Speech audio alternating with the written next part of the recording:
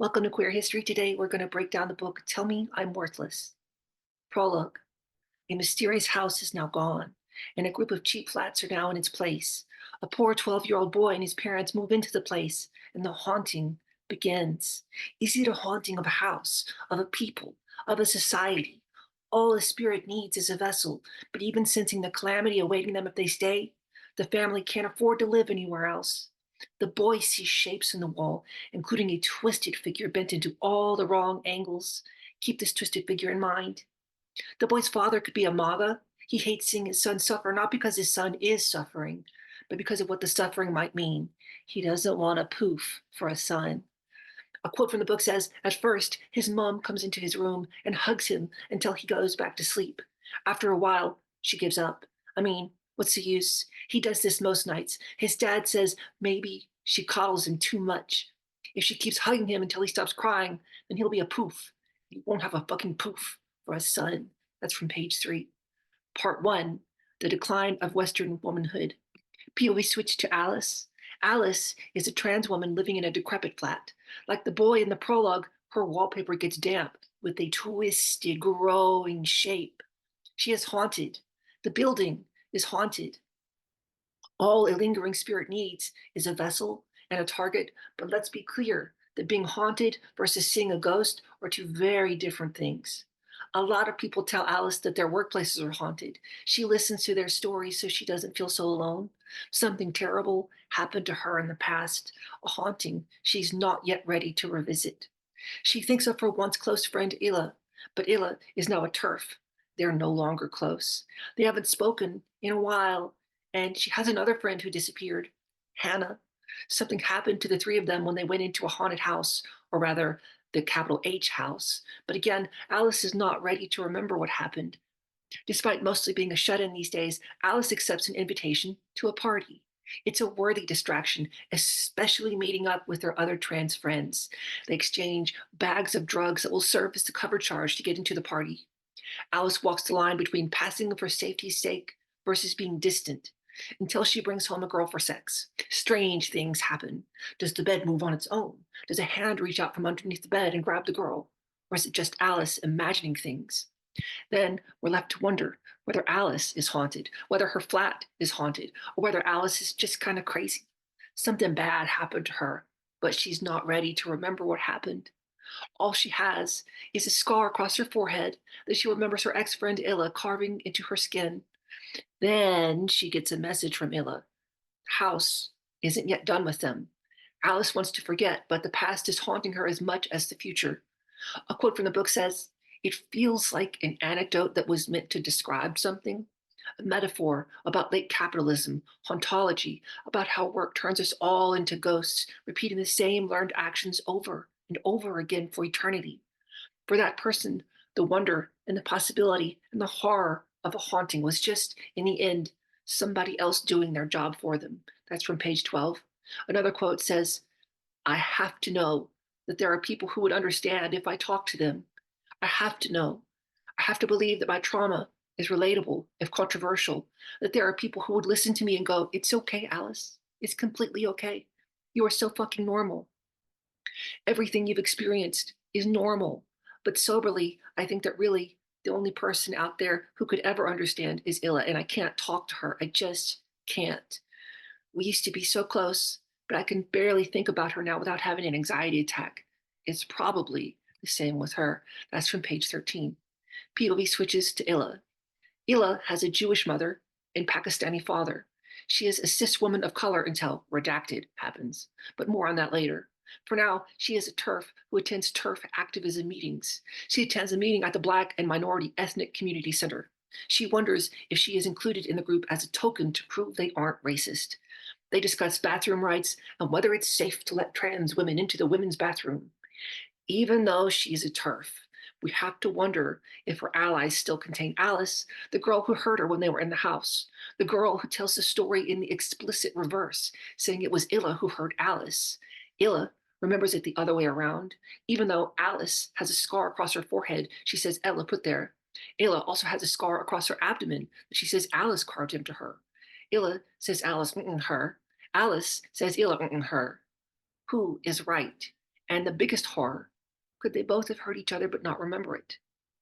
After the meeting, the group of tourists gather at a bar. When Illa goes to the bathroom, a woman named Joyce follows her and attempts to force her into sex. When Illa resists, the woman says, "Sorry, please don't tell anyone what happened." Admitting what happened between them would just ruin the group. A quote from the book says, "What I think," says the woman with black hair. She said her name was Joyce. That sounded right. Is that the erasure of the term woman is a dangerous precedent. Once you erase something, its existence as a unique category ceases to exist. And that's why I'm here, really. That's from page 46. POV switches to the house. The house is a living, breathing, haunting thing. It watches people on the outside. Some die gruesome deaths. Any cat that enters the house and is unlikely to exit. It is a tray of a life for a haunting. The house sits, waiting for Alice and Illa to return. A quote says, "For one live organism to continue to exist, another live organism must stop existing altogether." That's from page 61. POV switches to Alice. I see Alice doesn't really work, but sometimes she turns on her webcam so people can pay to watch her do normal stuff like cleaning her apartment. Other times, she sends them customized videos for a fair price. What she often sends are sissy hypnotic chants, the kind intended to, by request, brainwash cisgender men into believing they are trans women, or at least that they want to be some kind of woman. A quote says, "Gender is as much about the air around you, the kind of place you are in. It's how you look and how you act. And how you feel inside barely means anything at all in the grand scheme of things." That's from page 65. Another quote says, "All of sissy porn," she wrote, "is about trying to produce a particular kind of feminine ideal, one with huge breasts and a petite waist and big anime eyes surrounded by long lashes.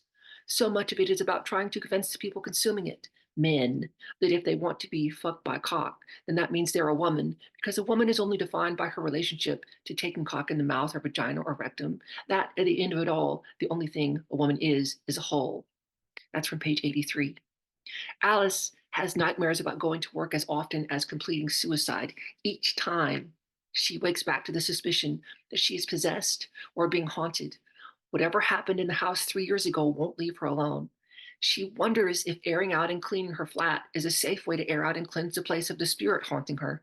She hopes that she can cleanse the place of Hannah's spirit, the girl they left in the house 3 years ago. A quote from the book says, "Has the man in the poster ever tried to fuck me?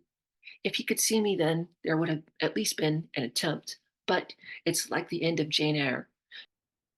Mr. Rochester is blinded in the house fire, which means he no longer has power over Jane.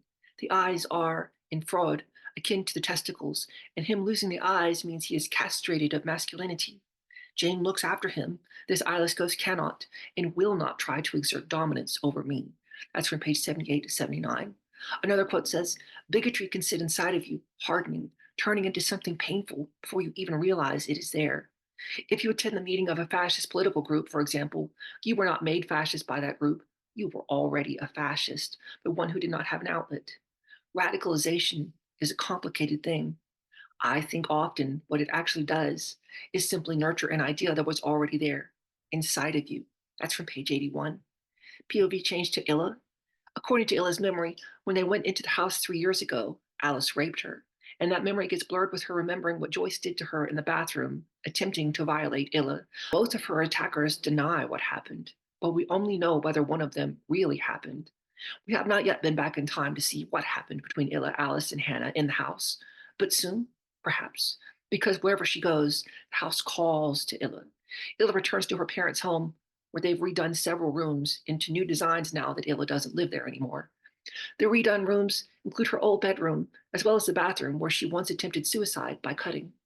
Illa would like to one day date someone, but she feels completely dissociated whenever she tries to get intimate. And despite her active role in turf groups, she mostly gets matched with trans activists, almost as though she is running from a truth that connects her more deeply to trans people than she's willing to admit. As if to prove her point, when Illa returns home, she masturbates while watching a sissy hypno chant video. What is Illa attempting to convince herself is true? POV change to the house. The house calls itself Albion, named after the nearby town, which is a collection of houses, fishing huts, and an inn. Its first builder was a married man named William. When he gets arrested for buggery and starved to death, His widow hears the house call to her. She goes to it, enters into its deepest rooms, and then later is found having hung herself. The house promised to return her husband to her, but instead has sent her to meet him in death. POV changed to Alice. Alice goes to the beach and remembers going to the beach years ago after Pride. With Hannah supposedly sleeping and snoring next to them, Illa and Alice had sex on the beach. With the memories hanging over her, Alice drops one photo after another of her, Illa, and Hannah into a fire. Gone, burned, desecrated. Then Alice goes to her friend's house, where it turns out a small gathering has turned into a big gathering, a party. When it's clear she's freaking out at the number of people, her friend Sasha takes her upstairs to the chill out room, which is kept light, soft, and quiet for people who need low stimulation. Alice thinks about the text she got from Illa. Can she really see her again after everything? And then, while in the chill out room, she's certain she saw Illa at the doorway watching her. But then she's suddenly gone as fast as she arrived. She finds Sasha passed out in John's room, with John cutting fresh words into her skin. The act reminds Alice of Illa cutting into her forehead years ago at the house. As much as she wants to be free of Illa and the house, she won't be until she agrees to see them both again. POV changed to Illa. Illa sits in her bed, smoking and feeling like a boy as she browses the internet. She reads stories about people who were married to someone who came out as trans. She remembers them wearing a strap on the last time she had sex with a girl. The sex was so good that she felt at one with the strap on, as though her nerve endings attached and made the strap on into a real penis. She doesn't just feel like a boy. Sometimes she presents as one, even if it's just in the bedroom. But then the girl pushes Illa off, saying she called her, quote unquote, a tranny. In the aftermath, she posts on Mum's Net, pretending to be a mother with a daughter who wants to be a boy. If Illa isn't full of a yearning to be trans, which would mean she already is, then I'll leave 5 copies of this book. Illa remembers what happened at the house. She remembers Alice raping her. But for a moment, it's her attacking Alice. She can't be completely sure which one is true. Later, she sees that Joyce, the woman who assaulted Illa in the bathroom, then begged Illa not to tell anyone, has released a fake story accusing Illa of being the one who assaulted Joyce. And then the girl who says Illa called her a tranny is there, backing up suspicions that Illa is an assaulting monster. She hopes that by next week, everyone forgets. But then worse than the accusations is the voice of the house, calling to Illa to rejoin with Alice and return to the house, to finally look upon what actually happened and face it. Illa relents and texts Alice asking to meet. They agree to meet at Queen Park near the dead-end tree. The tree gets its name from looking dead, but being alive, as well as from people who slept beneath its branches and died, or people who hung themselves from the branches and are now just as dead.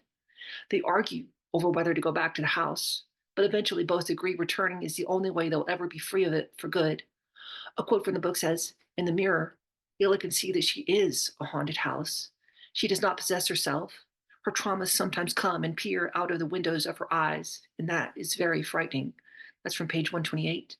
Another quote says, "Today, Alice displays the cunt scar cut into her forehead proudly for the first time ever. She rubs at it lightly, feeling like the Harry Potter of transphobic hate crime victims." That's from page 135. Part 2, Irreversible Damage.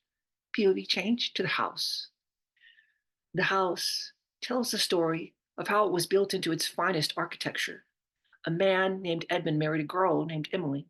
He went to work revitalizing the house. One day, he began to disappear into a red room where he would take women of color and trans women who never came back out.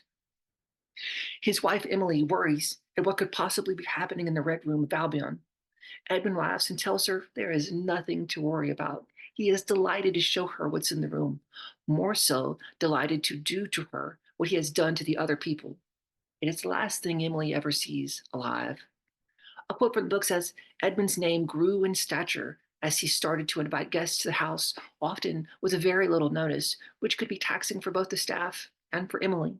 He cultivated friendships as best he could, using his father's name well, with politicians and scientists, criminologists, psychologists.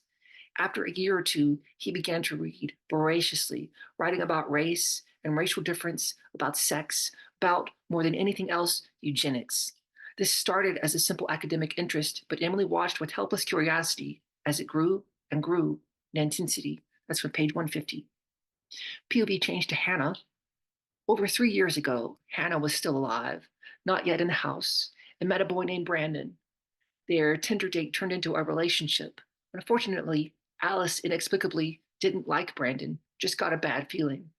Later at the beach, we learned that while Illa had sex with Alice on the beach, they assumed Hannah was asleep, but she was actually awake and knew what was happening. Now we turn to the debate between the three over whether to go to the house. This is the meeting that destroyed their lives. They agree to go to the house, knowing it is probably haunted, but relishing in that fact. And so they go at the end of summer, planning just to spend a little time there, then leave. Of course, that's not what happens. The house does what it needs in order to separate Hannah from the girls. It leads her into Edmund's red room, where it now does to her what it did to all of the people Edmund brought there. It eats Hannah alive. A quote from the book says, "There is a difference between a ghost story and a haunted house story." This feels so basic, but also so hard to articulate. A ghost story is about the thing that it tells you it is about. A ghost, an ephemeral thing from beyond the grave trying to contact the living. A haunted house story is about more than that. It is about structure, architecture, and history. That's from page 168. POV changed to Alice and or Illa. Alice and Illa find the red room and Hannah, and now the real horror begins. It twists Hannah into pretzel shapes that no one can survive. Finally, it shapes her into a swastika. And truest of horrors, the house splits reality in two. In one reality, Alice rapes Illa. In the other reality, Illa rapes Alice. Both leave certain that they are the victim, but also not being able to remember, not being able to forget. The second reality where their positions were reversed. A quote from the book says, "Both Illa and Alice sobbed. The light blazed down, illuminating Hannah's shattered body. Illa's gut twisted inside her at the sight of the thing. Alice let her go after holding her painfully hard during the mutilation, and now free of her grasp, she stumbled a little away from Alice to throw up onto the wooden floor." That's from page 190 to 191. Another quote says, "She cried, harder and deeper than she ever had. Alice tried to kick open the door, but it wouldn't move, however hard she kicked. It felt like there was nothing on the other side of the door, that it wasn't a door at all, but the border to the world, and the inside of this room was the entire world. If you were to open the door, you would find what?" That's from page 191. Another quote from the book says, "The house swallowed her, and inside it she found that she wasn't alone. There were hundreds of girls buried within, girls without eyes, girls without heads, girls without wombs, giant holes cut into their bodies to pull things out, unraveled and pleading for help that would never come. Martyred girls, mutilated girls, girls that Hannah thought in her darkest moments deserved what they had gotten. They all huddled close to one another for warmth." That's from page 198. Part 3, The Dance of Albion. POV changed to the house. The house seems pleased that Hannah disappeared. The police suspected her boyfriend Brandon, but they never charged him. The police questioned Hannah's closest friends, which means they didn't question Alice and Illa. POV changed to Illa. Back in the present, Illa and Alice have sex. It isn't good, but it's a way for them to reconnect before diving back into the horrors. Alice confronts Illa about being a TERF. The rage inspires a hate fuck the likes of which they've never seen. This time, it is good sex, but it is filled with shame. Alice begs Illa to call her a tranny. The words work them both into a fierce lust. In the aftermath, Illa thinks about her shame from being seen in public with Alice. She's afraid it makes people think she is trans. Well, if you protest too much, it might be true. POV changed to Alice. Alice remembers learning about trans people on Tumblr. She experiences a moment of deep empathy for where she's coming from and for where Illa is coming from too. And with that feeling comes honesty about how she feels about the house. She misses it. She wants to go back. With Illa by her side, she will go back. It has been decided. The house has decayed well beyond when they last saw it. Even the front door is gone, leaving a gaping maw in the house. They enter the house, manage to stay together, and then end up in the red room where they confront the evil that called them back. Illa admits that she brought Alice here for a reason. The house promised that if she brought Alice back, it would let Illa go. The confession doesn't deter Alice. She says that it doesn't matter now because now that they're here, the house won't let them go until this is finished. One way or another, they're in this together. POV change to the house, where the house spreads its haunting beyond the boundaries of the shell that looks like a house. POV changes back to Illa and Alice. Now in the red room, Illa and Alice see Hannah emerge from the wall, a twisted figure as impossibly shaped as when they last saw her. The two discover the split in reality that occurred 3 years ago. The two discover that they're both telling truth, even if those truths are in complete conflict with each other. They discover Hannah is still there, twisted like a pretzel, somehow alive, yet not alive.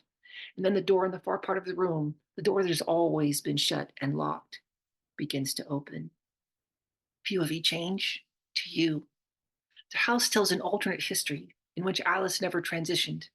In the alternate reality, they remained Jacob. They married Hannah, and all seemed well until she discovered Jacob wearing her clothes and makeup. Then she worries people will know what thing she has married. She calls the police, saying, "My husband is a gay fag."